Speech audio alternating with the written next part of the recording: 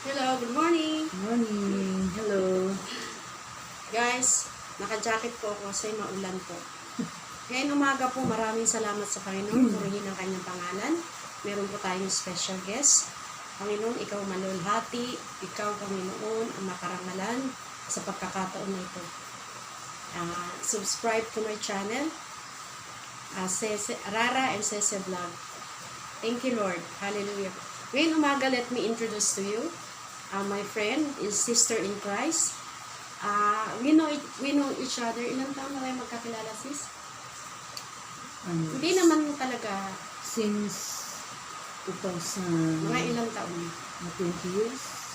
20 years. Pero hindi po kami on and off po. Pero every time na nakikita kami, pag dumating yung anak niya, nakikita po kami. Ganun pa rin ang aming pakikitungo sa isa't isa. Now, ladies and gentlemen, from around the world, I want you to know that God loves you. Amen. I'm introducing my friend, Sister Gina Maranya. Good morning, sis. Hello, good morning, sister. Good Masaya morning. po kami. Good morning sa inyo pong lahat na nanonood. Naway, sa panonood niyo po ay samahan niyo po kami hanggang sa matapos para magkaroon din po kayong kaalaman kung paano makilala ang Panginoon. Yes, Lord. Na dati kami hindi namin alam ang lahat ng bawat pero nakilala namin ang Panginoon. Amen. Narito kami upang ipahayag ang kanyang kabutihan sa buong mundo. Yun lamang may isusukli ko namin sa kanyang katapatan sa buhay namin. Now, as we go on, cheers muna tayo, sis. Hindi po siya nagkakape. Gatas po ito. Let me show you. Gatas po ito. Yan. Gatas. Ito po kape. Mainit pa. Sabi ko, magkakape kami habang uusap kami. So, ang topic po natin ngayon is about ang verse pala, sis, na gagamitin natin ngayon is favorite namin yan. Isa sa mga favorite niya. John 15:16. Alam mo yun, sis? Verse na yun? Sabi ng Panginoon, pinili ko kayo, hindi kayong pumili sa akin. Amen. Hinirang ko kayo upang kayo humayo at magbunga. Amen. At ang bunga na napili, humingi kayo ng nais niyo. Nais natin. At ang Diyos ang magbibigay sa ating kahilingan, sa ating design ng puso. Amen.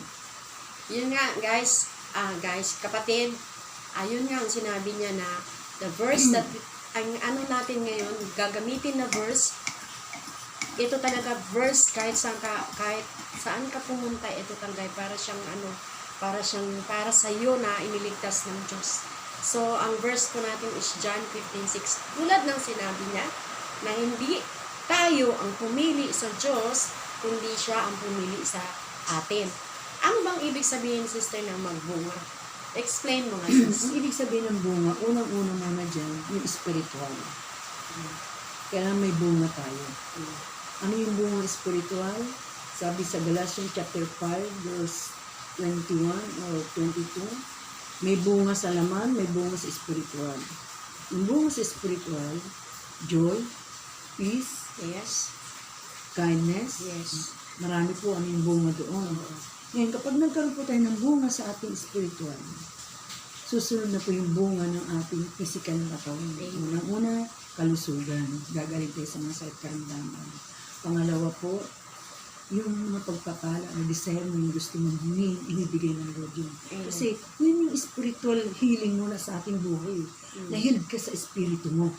Ngayon, pag na-healed ka, ang Diyos ang bahala sa iyo. Andun yung favor ng Diyos na ibibigay sa iyo ng Panginoon. Kasi healed ka na sa spiritual eh.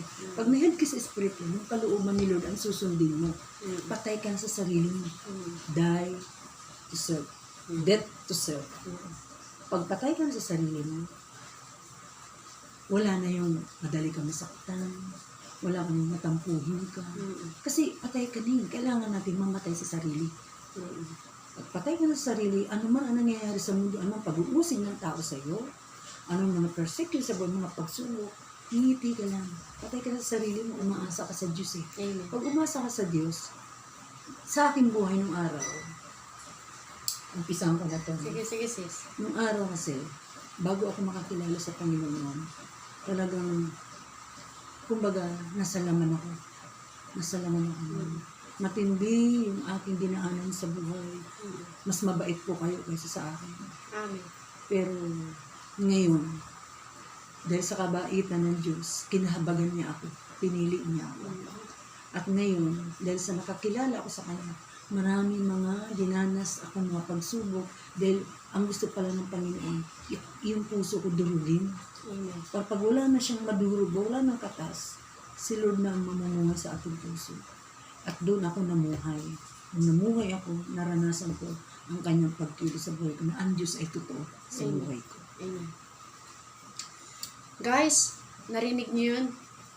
Part lang yun, part 1 ng testimony niya. Pero, meron po tayong hinanda na tanong na ito po sinangguni ko talaga sa Panginoon. Ano ba ang itatanong ko sa babaeng ito? Ang babaeng ito, ngayon, she is serving the Lord from galing sa makasalanan na buhay. Yes. At inalis siya ng Panginoon doon sa kadiliman. Now, she is in the light. And siya na mismo ang ilaw ng sanlibutan. Ito po isang araw po, pumunta siya sa bahay. Inano niya ako na, Sister Wayne, sumama ka. Kasi may nangyari po, Sister, diba? Sa church namin. Nag-pray ako. Ipinadala siya ng Panginoon. Umalis po yung pastor. Nawala po ako ng nawala po yung church. So, pumunta ang kapatid kong ito sa bahay.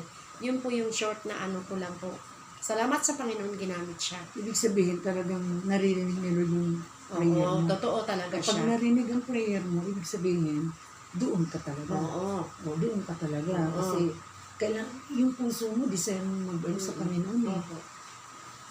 So, dumating po sa bahay. So, nagpapasalamat ako sa Diyos kasi hindi siya bingi. Amen. Hindi maiksi ang kanyang kamay. Yes. Naririnig niya yung mga hinaing mo. Nawala yung pastor ko. Paano ko ngayon? Hindi ka naman pwede ma-stack, sister, di ba?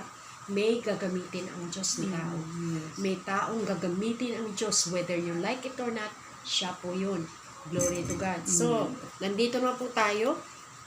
Handa na po ang aming mga puso. Nandito na po tayo sa question number 1. How did you meet God? Nang namit ko ang Panginoon sa panahon na ako may pagsubok.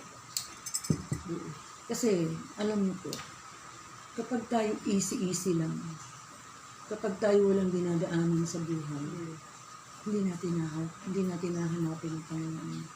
Sabi pang Romans chapter 3 verse Romans chapter 3 o Romans chapter 10 or 3, basta nasa Romans po, ang sabi doon, hindi kayo ang pumili sa akin.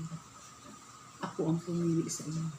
Kaya yung time na yun, pinintulutan ng Diyos na ako ay magkaroon ng pagsubok sa buhay, doon kumilos ang Diyos. Matindi po yung pagsubok na dinaanan ko. Mula sa kasalanan, na ako po isang dating singer Amen. sa mga resto bar. Edad ko noon 17 years old kasi napaplano po akong mag-Japan. Ang sabi po sa akin ng aking manager, total naman, pagdating mo sa Japan, kakanta ka doon. Habang gaantay ka ng mga requirements, pumasok daw ako dito, ma-experience daw ako para maging hustler ako, marunong ako. So, wala akong karanasan sa ganyan eh.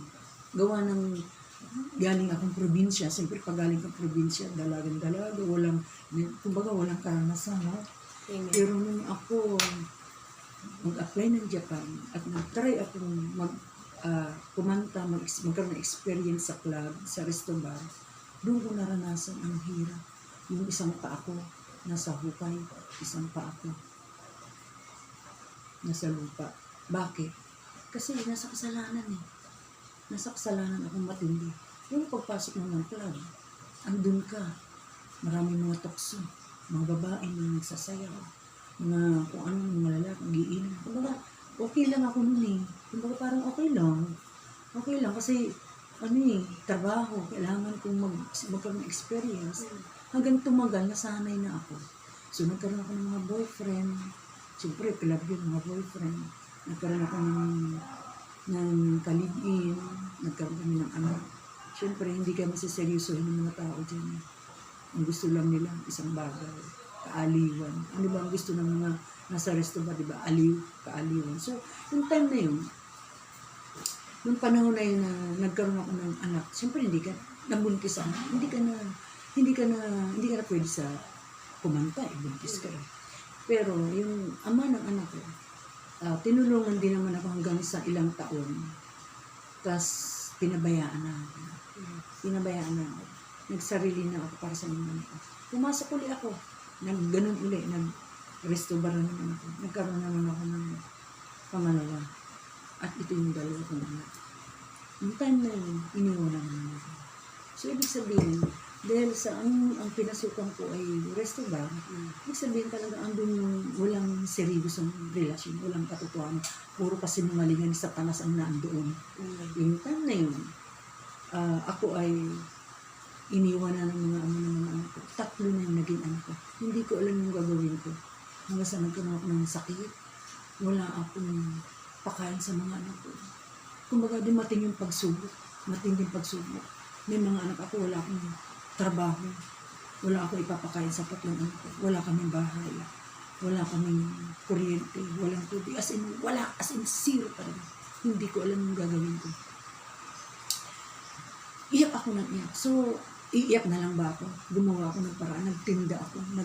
Ako ng kariton para lang mabuhay ang mga anak ko. Nagtitinda ako ng mapuntas. Na dati ng dalaga, halos parang akala mo, artista yung itsura. Bata pa ako nun. Pero nung ako nagkaanak, nawala yung itsura ko. Talagang may sakit pa ako. Ginawa ko lang para sa mga anak ko. Yung time na yun, may mga pagsubok ako. Lahat ginawa ko, naglabada ako. Lahat. Tapos may time na may dumating na pumatok sa bahay. Sabi niya, pwede ba kitang may pag-pray? Yung time na may pagsubok ako, binaliwala ko kasi yung time na yun, ang gusto mo kasi, instant, natutulong sa'yo. Sabi ko, pray, parang parang baliwala na sa akin. Hindi ako naniniwala na sa Diyos parang gano'n. Sabi ko, ang dahil kong problema, pray lang ako. Gusto ko yung instant na tulong ba sa kailangan ko ng time na yun. Di, dumating yung oras na hindi niya ako tinantanan. Pauwi, pabalik-balik. So, sige, hanggang sa, sabi niya sa akin, kung wala kang trabaho, wala kang matira, wala kang pagkain, wala lahat, sama ka sa akin sa church, sa Binangunan ng Rizal. Doon ako tumira. 2 kami ng anak ko. Anak ko yung maliit sa kayong pangalawa. Yung panganay ko naiwan sa nanay ko at nag-aaral. Tumuli ako sa Binangunan, ang layo. Doon kami ng ilang araw. Pagdating ko doon, ganun din ang problema. Walang ilaw, walang pagkain. May tirahan nga lang ako. Pero walang ilaw, walang tubig, walang pagkain. Nagsisulod ko sa Panginoon. Ang layo pa ng bomba, ng tubig. Kumbaga, as in talagang wala. Parang nasa Egypto ako. Nasa Egypt ako ng time na yun. So, bumalik ako. Ngayon, sinama ako ng kaibigan ko. Sabi niya, gusto mo sama ka sa church? Sabi ko, saan church? Diyan, saan? Sabi ko, ano yun? Sabi niya, born again. Di, sama ako. Umatin ako. Siyempre, wala ka pa naman masyadong alam. Ano ba yan? Pag ganun lang ako, papalapalak pa ganun. May nag-testimony pilay. Pastora pala yun. Nung nag-testimony siya, doon ako umiyak. Na-touch ako dahil yung testimony niya talagang powerful. Totoo talaga. Nung naranasan ko narinig ko yung testimony niya, iyak ako ng iyak. Doon nag-umpisa na kilala ko ang Panginoon. Lagi ako nag-attend ng church, lagi ako nag-attend. Yung panganay ko naman, ayaw niya. Nagpupuyat siya para daw siya hindi ko isama sa church. Pero hindi, kahit puyat siya, giginising ko yung anak ko para maisama sa simbahan. Ngayon, may time na ang layo kasi. Sabi ko, Lord, nag-pray ako. Sabi ko, Lord, bigyan mo naman pa ako ng church na malapit na hindi na ako mamamasahin. Yun lang.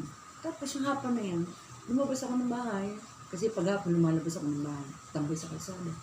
Ngayon, lumakad ako. Sa may Santo Niño ako nakatira. Sa may simbahan. Lakad-lakad ako sa may likod ng simbahan ng Santo Niño. May nakita akong church. Hope Church. Tapos sabi ko, ano ba yung church to? Sabi ko naman, nakalagay, Hope Church. Full Gospel. Sabi nakalagay doon. Ngayon, may babaeng nakaupo, may dalawang anak. Sister Maybe, tsaka yung anak nila. Lampas ako, nakatingin ako, habang lalakad ako, tumitingin ako kasi gusto ko, yung puso ko talaga, desire. Kumbaga talagang, yung alab ko na, sabi ko, totoo talaga ito. Hinipo na ako ni Lord mo. Amen. Sabi ko, may babae dito. Kunwari, lumampas ako, pero hindi ako mapakalit. Bumalik uli ako.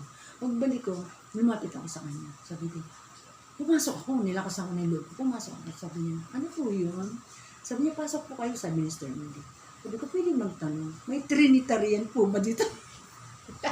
Alibasa, wala akong alam. Diyos ba ito na ano, sabi niya, doon naging Christian, may Trinitarian po ba? Kasi ang alam ko pa na may Trinity, Christian yun. Yung Holy Father, Son, the Holy Spirit, yun ang Trinity. Kasi sabi niya, may Trinitarian po ba dito? Opo, meron po. Pinapasok niya ako sa loob. Pinapasok niya ako sa loob. Siniran niya ako, pinag-pray ako. Sabi niya, sunduin kita sa inyo ha. Dinilig yung prayer ko kasi nakita yung desire ko. Nasabi ko, Lord, bigyan ako ng malapit ni church. Andun yung puso ko, gusto kong sumunod sa kanya. Sabi niya, tuwa ako nun. Sabi niya, nung pinag-pray ako, umuwi ako, tuwa ako. Tapos kinabukasan, pumunta ulit siya. Sabi niya, mayroong gawain sa church Tuesday. Mayroong prayer healing. Sinundo ako. Pero hindi pa rin ako umatin nun. Kumbaga, parang hinahadlangan ng kaaway. Doon pa rin ako sumisimba. Na sumunod na linggo, binalikan niya ako.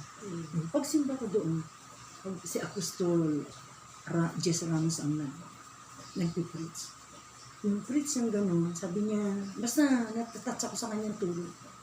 Pumunta yung sa unahan may mga pangailangan. Pumunta ako sa unahan. Tapos pagpunta ko sa unahan, mga pray ni Pastor, iyak ako ng iyak, napaluhod ako ng luhod kong iyong tulong. Doon ako talagang matindi. Doon ko naranasan yung pag-ipo ng Panginoon. At tuloy-tuloy na ako nagsisimba. Lagi na ako nagsisimba hanggang sa naging manggagawa ako. Doon ko na-encounter ang Panginoon. Yun. Yan. Mga kaibigan, mga kapatid, napakaganda po ng testimony ng buhay niya. Napakasaya ko po kasi napag-unlakan niya po ang invitation ko. At sa mga nanonood, mag-part 1, part 2 po tayo sa buhay ni Sister Gina. I'm for sure talaga na mai-inspire kayo, mai-encourage kayo sa buhay niya. Dahil ang buhay niya, dati, compare mo ngayon, ibang-iba na siya. Kung paano siya pinagpala ng Panginoon, kung paano ginamit ang buhay niya, kung paano ginamit ng Diyos ang ibang tao para sa pag-aaral ng anak niya. Meron po siyang, let me tell you this, no? Hindi naman sa pag-aano, glory to God. Meron po siyang anak nurse ngayon. She is now in Maryland. Kasal na po siya. Ha? Kailan ba sa Oo, hindi pa tayo. Tapos ano lang to, pahapyaw lang po. Maraming salamat sa pag-unlock ni Sister Gina sa This is my story. Ang pamagat po nito. This is my story. This is my song. Ngayon po, sa second question po, paano mo ginagampanan ang buhay mo ngayon bilang isang lingkod ng Diyos? Ano ang mga pinagbibisihan mo para sa Panginoon?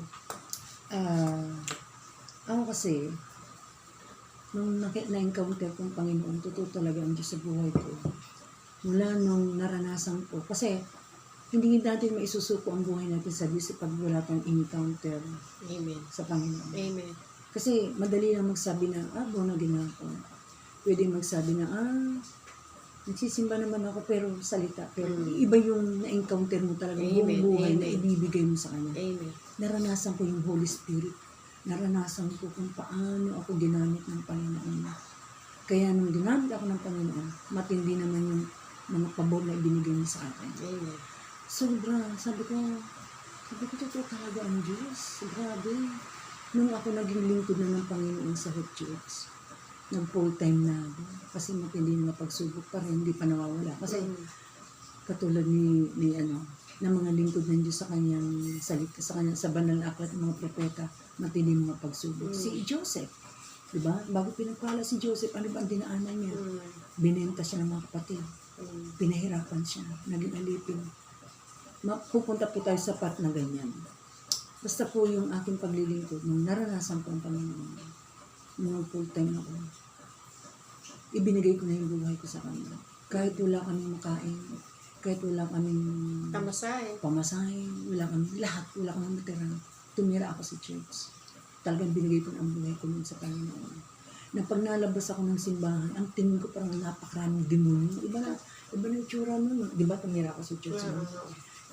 Ang tingin ko sa tao, parang naglilipan yung mga masamang espiritu. Nung doon ako nakatira sa church. Kasi nung araw po, nung ako nakatira, 2000 yan eh, 2004, 2005, ganun. Wala pang gadget noon. Kaya, ang focus natin noong araw na yun, Bible prayer. Eh ngayon may gadget na, kaya ang mga tao, hindi na nakafocus sa Biblia. Kaya hindi makakilos ang Panginoon. Hindi makakilos ang Holy Spirit. Kaya yung time na yun, ma-encounter ko ang Panginoon. Talagang gigising kami ng alas 4 talaga. Kasi pag hindi ka gigising alas 4, pagagalitan ko ng aming pastor. Magpe-prayer warrior kami, magdo-donuts kami. Pagkatapos mag-donuts na yan, mag-aalis na kami sa sarili namin. Mag-aalmusal kung mayroong kakainin. Okay lang, kahit wala. Kaya nung time na yun, ang payat ko. Kaya sabi ng pamilya ko, yan, pabubunagin ka, pero ka dyan ng pera, tingnan mo yung tsura mo. Para ka na si Palito, sobrang payat mo. Kasi wala talagang makain. Binigay ko talaga ang buhay ko sa Panginoon. Yung time na yun, nung pagkatapos mag-donuts, bibihis na kami. Hahayo na kami. Walang laman na sikmaga. Walang pagkain. Hahayo ako.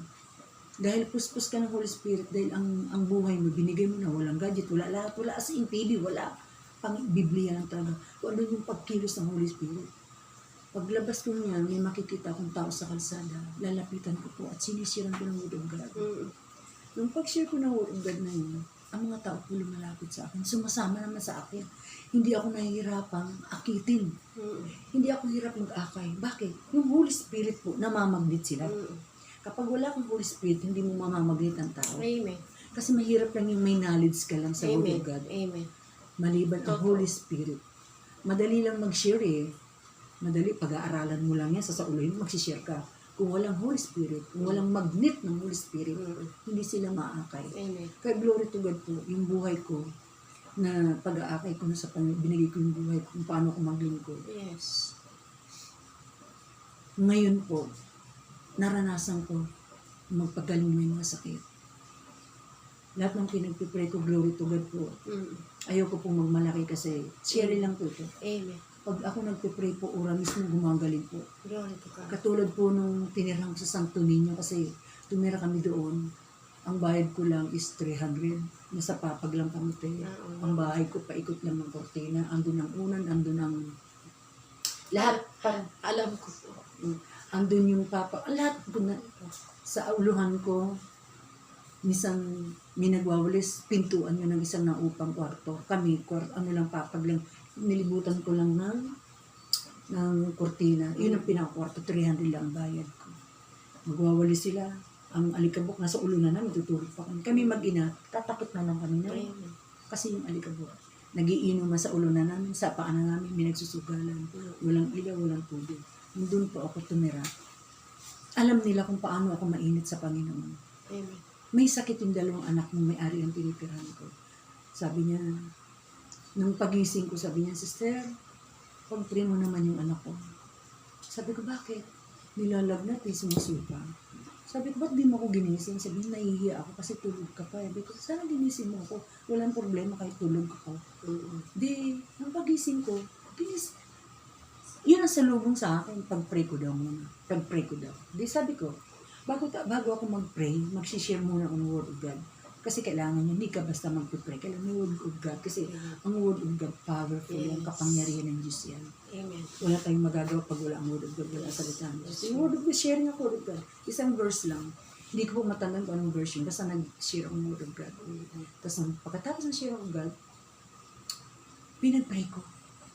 Yung pinag-pray ko po, alam niyo po, biglang tumayo, sumuka.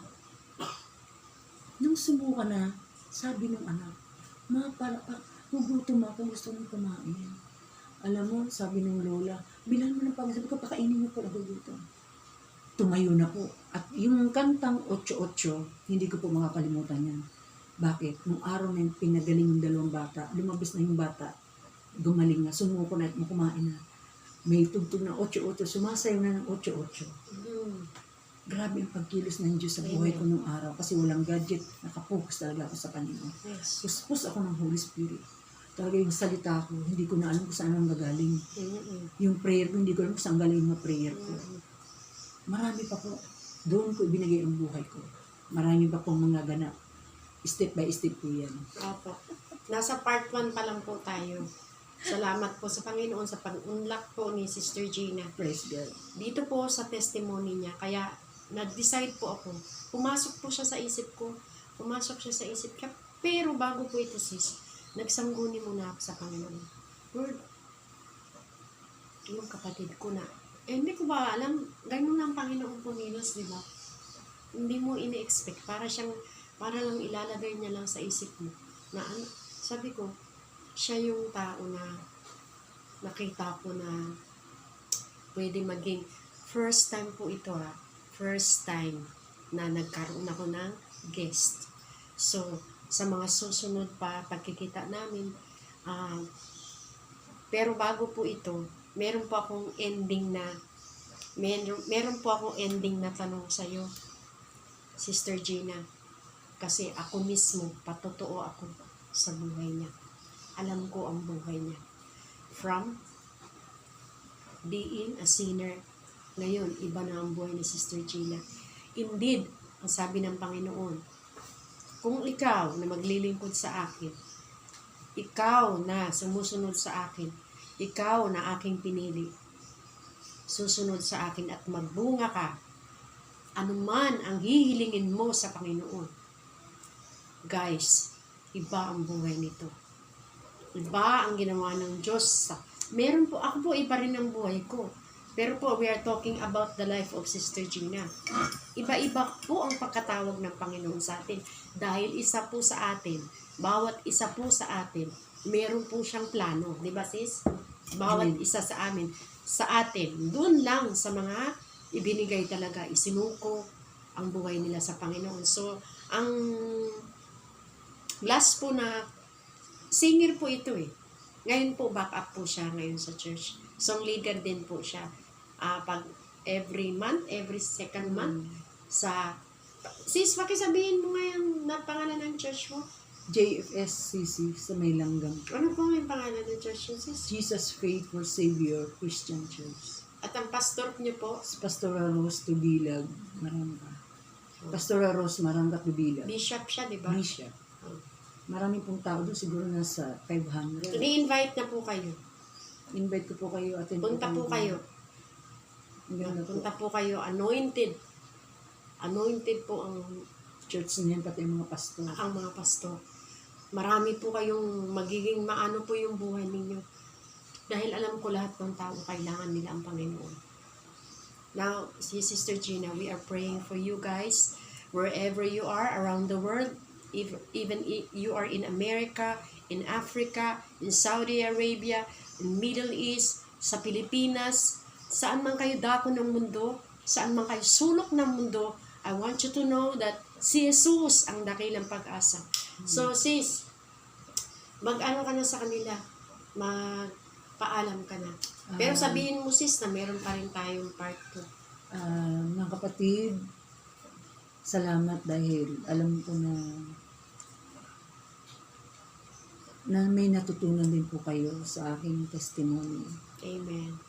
Hindi pa po ito yung huli. Meron pa pong, Mahaba. hindi pa itong una, may huli pa po. Abangan nyo po. Abangan niyo po kasi napakahaba po yung testimony. Oh, ganda po ng testimony niya.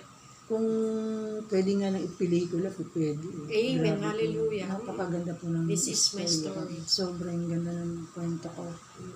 Kung hihimay-himayin po, maiiyak ka talaga sa Amen. totoo. Amen. Na sasabihin ng mga tao, talaga?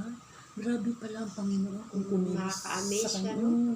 Maging sa buhay ko po, hindi ko akalain ng ganito mangyayari talaga. Sa Amen. totoo lang po. Hallelujah. Basta ang alam ko po, ang Diyos ay mabuti. Yes. Ang Diyos ay mapagmahal. Amen. Ang Diyos ay hindi ka pababayaan. Amen. Lalo na kung ikaw ay susunod, maglilingkod sa Kanya. Yes. Totoong surrender ka sa Panginoon.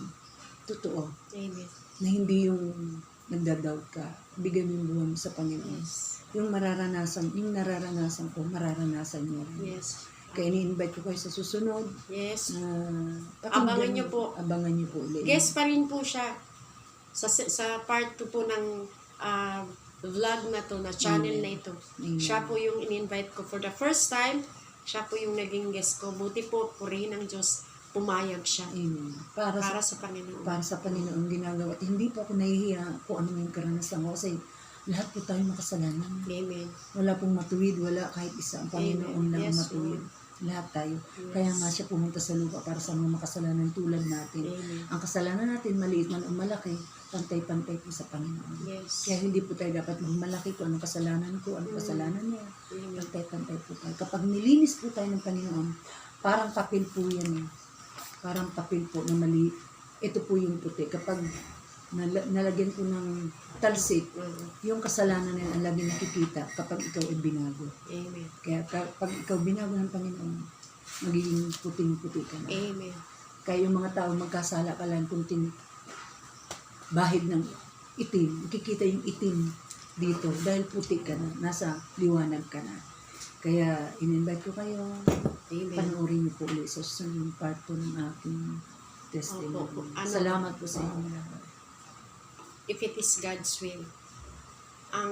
Ito po ipapakita ko po sa inyo. Ito po yung bahay niya. Ito po yung bahay niya.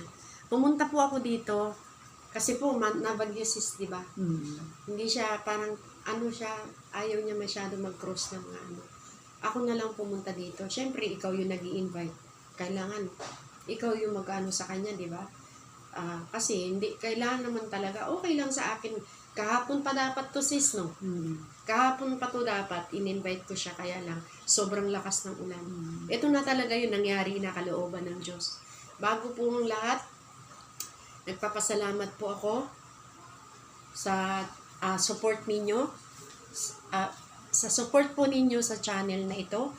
Hindi po magtatagal po magkakaroon din siya ng sarili niyang channel.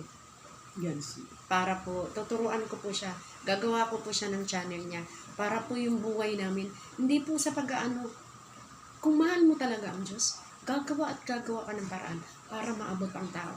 Diba sis? Kasi inilagay na ng Diyos sa puso mo yan eh.